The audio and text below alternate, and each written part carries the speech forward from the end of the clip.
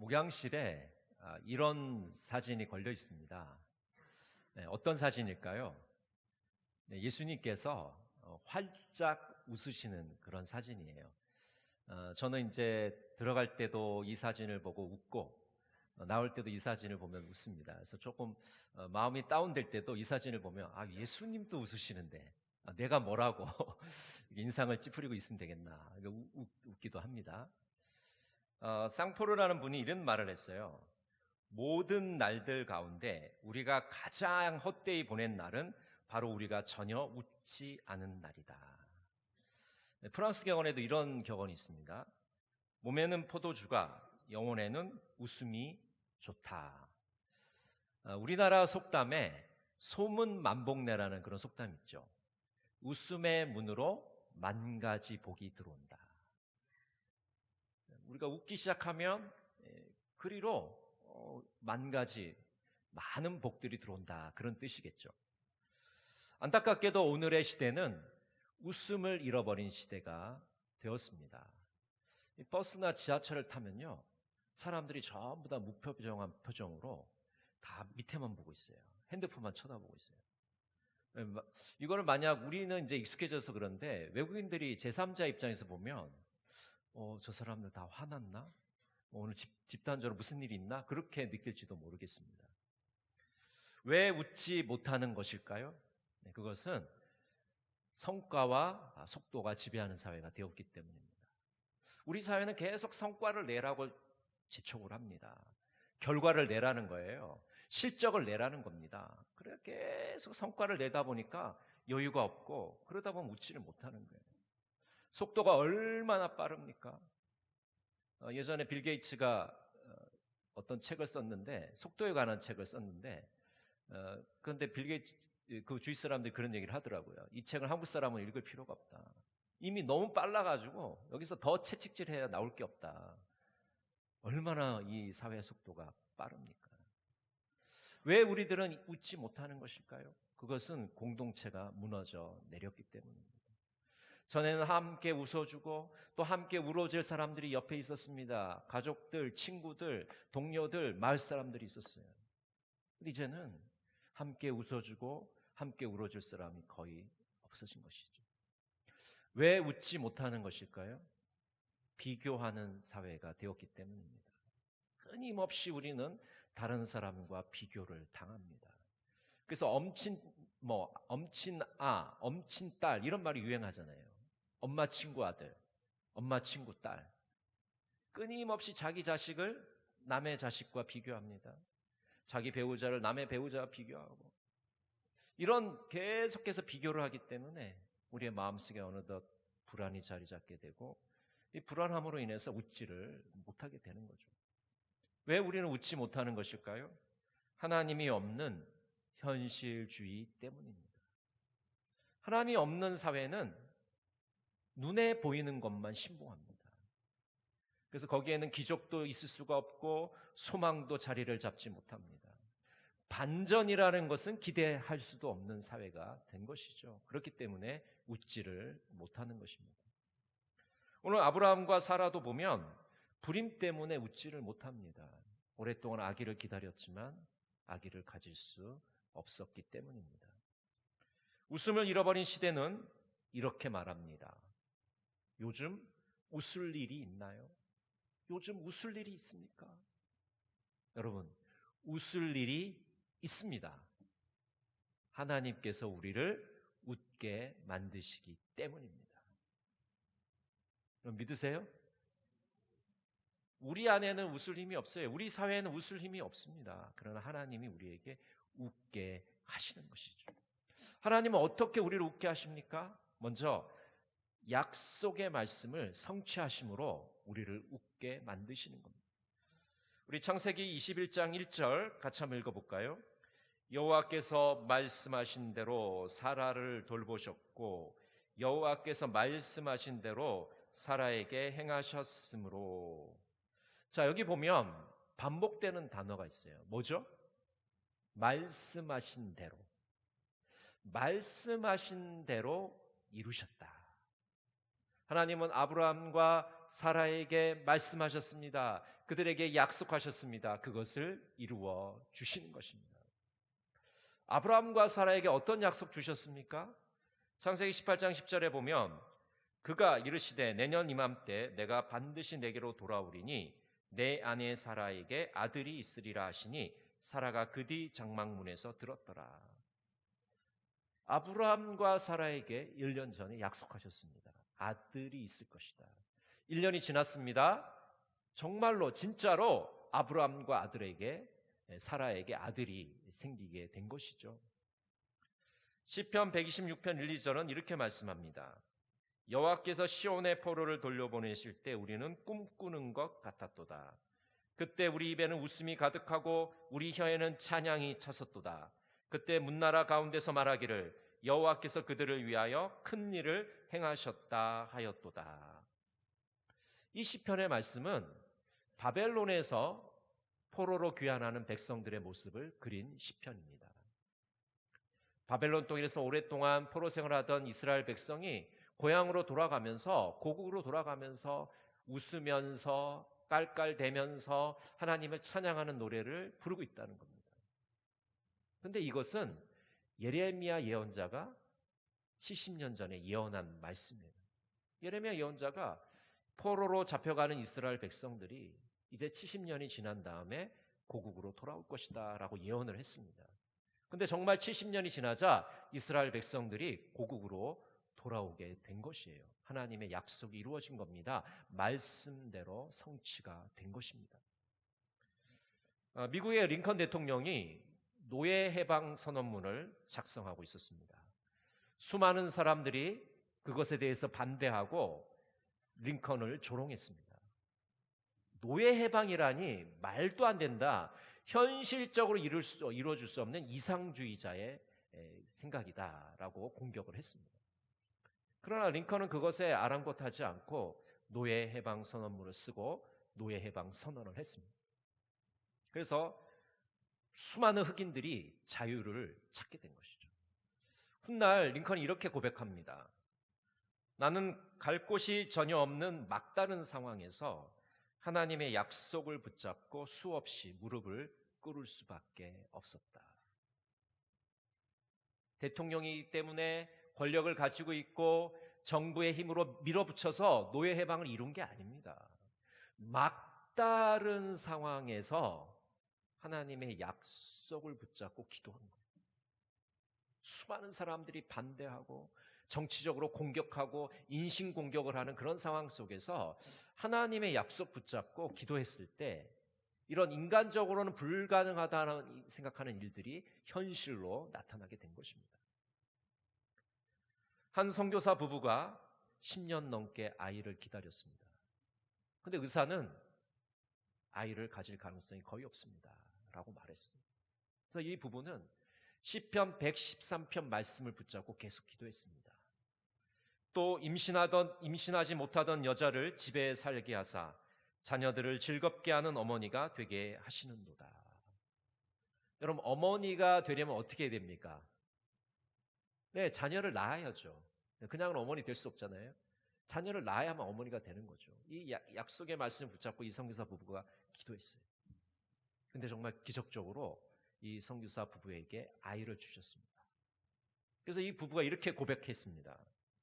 우리는 아기가 태어나서 웃게 되었지만 말씀의 참되심이 증거되어서 더 웃게 되었다. 하나님께서는 하나님의 약속을 우리에게 주시고 그 약속의 성취를 우리로 하여금 보게 하셔서 웃게 만드시는 것입니다. 여러분, 하나님의 약속을 붙잡으시고 하나님께서 그 약속을 이루심을 바라보시면서 웃으시는 여러분 모두가 되시기를 간절히 바랍니다. 두 번째로 하나님은 어떻게 우리를 웃게 만드실까요? 하나님의 은혜를 경험하게 되면 우리는 웃게 됩니다. 창세기 21장 1절 상반절에 보면 여호와께서 말씀하신 대로 사라를 돌보셨고 라고 말하고 있습니다. 사라를 돌보셨고, 이 돌본다는 말은 사라에게 은혜를 베푸셨다는 겁니다. 사라는 하나님의 은혜를 입습니다. 하나님의 은혜를 입어서 임신을 하게 된 것이죠. 히브리서 11장 11절은 이렇게 말씀합니다. 믿음으로 사라 자신도 나이가 많아 단산하였으나 잉태할 수 있는 힘을 얻었으니 이는 약속하신 이를 미쁘신 줄 알았음이라. 나이가 많아 단산하였으나, 여러분, 사라는 이미 단산했어요. 더 이상 아이를 낳을 수 없는 몸이 되었습니다. 그런데 오늘 히브리서 말씀해 보니까 잉태할 수 있는 힘을 주셨다. 누가 주신 거예요? 하나님이 주신 거잖아요. 하나님의 은혜로 잉태할 수 있는 힘을 얻어서 아이를 낳게 된 거예요. 낳을 수 없는 몸입니다. 근데 낳을 수 있는 힘을 주셔서 아이를 낳게 된 거예요. 하나님의 은혜입니다. 이삭을 낳습니다. 또 이삭에게 할례를 행합니다. 그리고 이삭에게 젖을 먹입니다. 이 모든 것이 하나님의 은혜인 것이죠. 우리가 예수를 믿게 된 것은 바로 하나님의 은혜입니다. 하나님의 선물입니다. 많은 사람들이 이렇게 생각할 수 있어요. 아니, 목사님, 내 발로 내가 예배당에 와서 예수 믿게 되었는데 무슨 하나님의 은혜입니까? 천만의 말씀입니다. 내가 두 발로 건강한 모습으로 예배당에 올 수 있는 것은 하나님의 은혜예요. 이 예배당에 와서 예배 드릴 수 싶다는 생각을 주신 것도 하나님의 은혜인 겁니다. 모든 환경과 여건을 주장하셔서 신앙생활을 할 수 있도록 만드신 게 바로 하나님의 은혜인 것이죠. 모든 우리 신앙생활의 모든 부분이 하나님의 은혜 없이 된 것이 아무것도 없어요. 이 하나님의 은혜를 모르면요, 우리는 신앙의 A도 모르고 있는 겁니다. 기억자도 모르고 있는 거예요. 하나님의 은혜로 우리는 신앙생활을 할 수 있는 것이고 계속 유지해 나갈 수가 있는 것이죠. 특별히 우리는 용서의 은혜를 입었습니다. 우리 로마서 8장 1절을 같이 한번 읽어볼까요? 그러므로 이제 그리스도 예수 안에 있는 자에게는 결코 정죄감이 없나니. 예수 안에 있는 자에게는 정죄함이 없습니다. 정죄다는 것은 남에게 죄를 정하는 겁니다. 죄가 있다고 단언하는 거예요. 유죄 판결을 내리는 거예요. 이제 예수 안에는 정죄함이 없습니다. 유죄 판결이 없어요. 우리는 죄 용서를 받게 됩니다. 어떤 사람도 무슨 죄를 지었다 할지라도 예수 안에서 자유함을 누리게 되는 것이죠. 오랫동안 교회 문 앞에서 서성이면서 돌아가던 한 남자가 있었습니다. 그럼 몇 번씩이나 교회 문을 열고 들어가고 싶었지만 들어가지 못했어요. 왜냐하면 마음속에서 나는 교회에 들어갈 수 있는 자격이 없다고 생각했습니다. 그러던 어느 날 이 남자는 예배당 맨 뒤에 앉게 되었습니다. 마침 성찬식이 열리고 있었습니다. 집례자는 이렇게 말했습니다. 이 식탁은 의로운 사람의 자리가 아니라 죄인이 하나님의 은혜를 구하는 자리입니다. 한 사람씩 한 사람씩 앞에 나가서 성찬의 떡과 잔을 받습니다. 그러나 이 남자는 나갈 수가 없었어요. 스스로에게 이렇게 속삭였습니다. 하나님, 제가 과연 이 잔을 받을 수 있는 자격이 있습니까? 그러나 이 남자는 결국에는 앞으로 나가서 그 잔을 받게 됩니다. 그 잔을 받고 돌아오는데 손이 떨리기 시작했어요. 그리고 눈물방울이 떨어지게 되었습니다. 근데 이상하게도 눈물을 흘리는데 그 가운데 미소가 올라오는 것이에요. 웃음이 올라오게 됐습니다. 그는 이렇게 고백합니다. 그날 저는 죄 용서를 받고 한 사람의 인간으로서 받아졌다는, 용납되었다는 느낌을 받게 되었습니다. 여러분, 우리가 하나님의 은혜를 받게 되고 특별히 죄 용서의 은혜를 받게 되면 얼굴이 활짝 피어내요. 내가 용서함을 받았구나.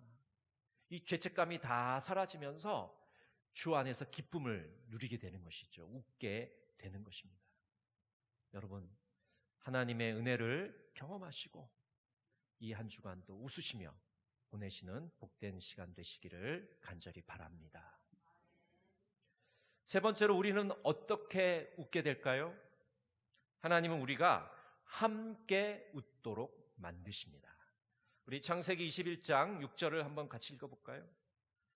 사라가 이르되 하나님이 나를 웃게 하시니 듣는 자가 다 나와 함께 웃으리로다.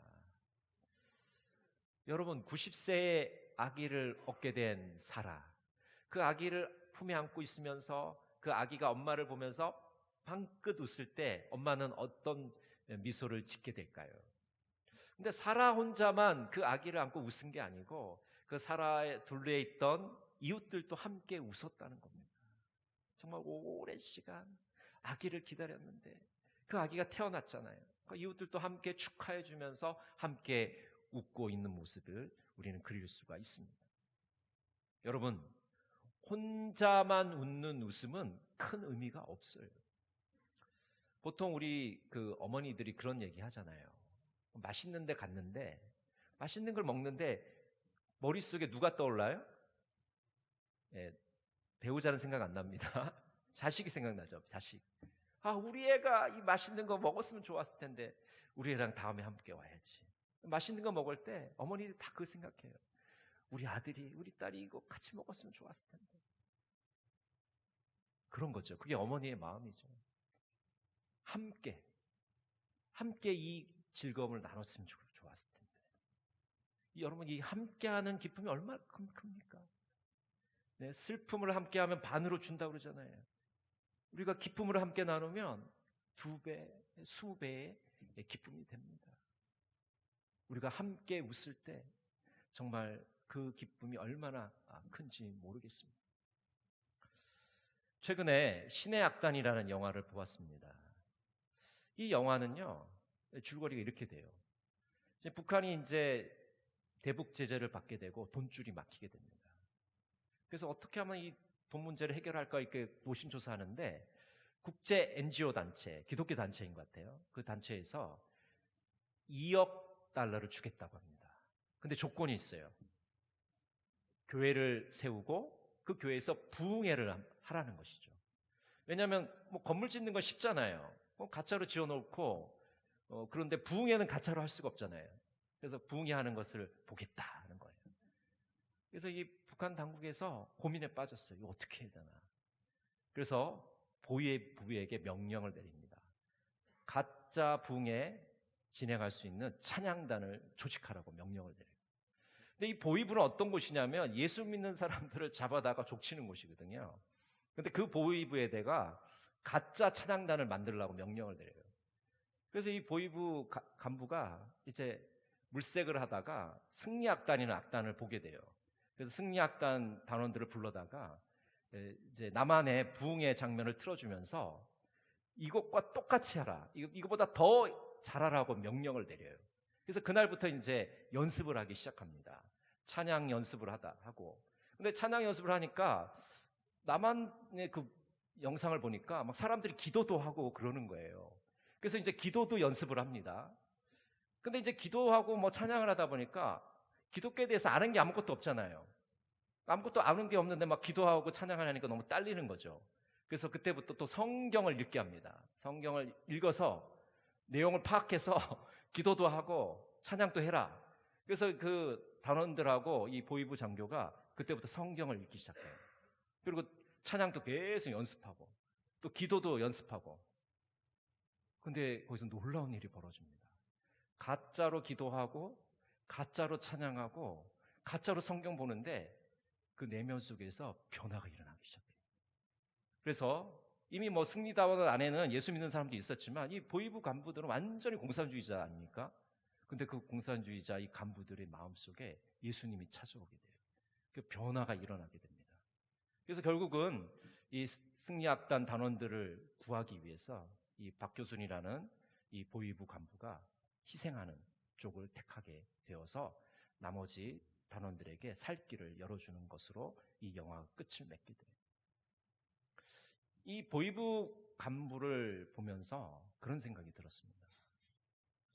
정말 예수님께서 우리 인류를 구원하시기 위해서 십자가에서 목숨을 버리셨는데 정말 이 단원들을 살리기 위해서 이 보위부 간부가 자신의 모든 것을 버리고 그들을 살리기 위해서 희생하는 모습을 보는데 바로 이것이 예수님의 길이 아닌가라는 생각이 들었어요.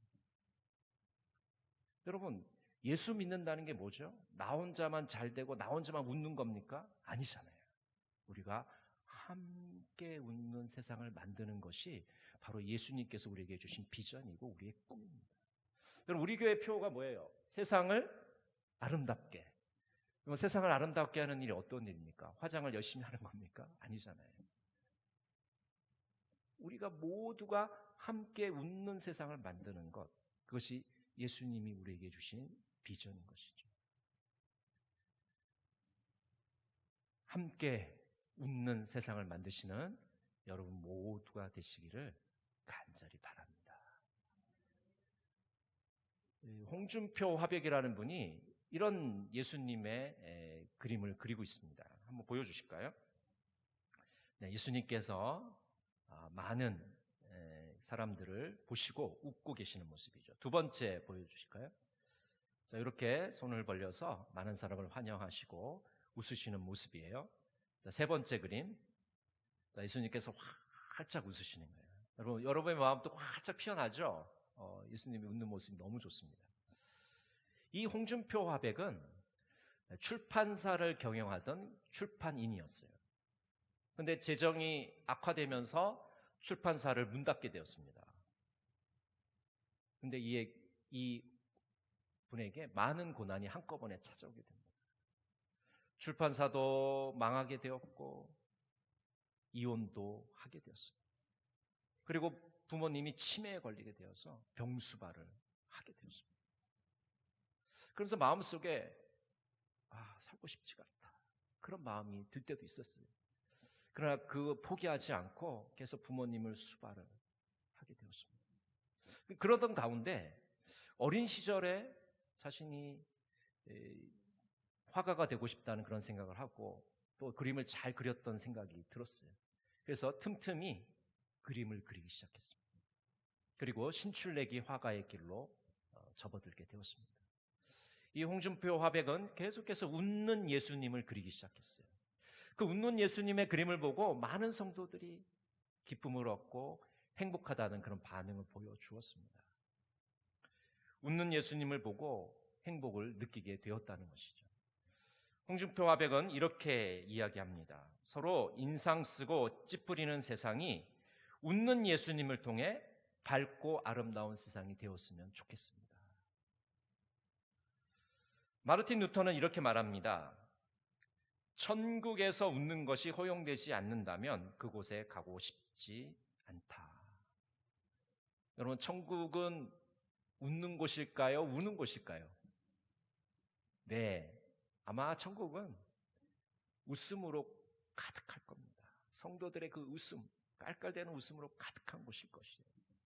네, 그런 곳에 우리가 가고 싶은 것이죠. 웃을 일이 없는 이 세상에 예수님께서는 우리를 웃게 만드십니다. 우리의 슬픔이 변하여 기쁨이 되게 하십니다. 우리의 불평이 감사가 되게 하십니다. 우리의 절망이 웃음이 되게 하십니다. 여러분, 이번 한 주간 정말 나도 웃고 우리의 이웃들도 함께 웃는 그 하나님의 역사를 경험하시는 여러분 모두가 되시기를 간절히 바랍니다. 기도하겠습니다. 사랑의 하나님, 웃을 일이 없는 시대를 살아가고 있습니다. 그러나 하나님의 말씀이 이루어짐을 보고 웃습니다. 하나님의 은혜를 체험하고 웃습니다. 이웃과 함께 웃게 됩니다. 나를 웃게 하시는 하나님께 찬양과 경배를 드립니다. 예수님의 이름으로 기도합니다. 아멘.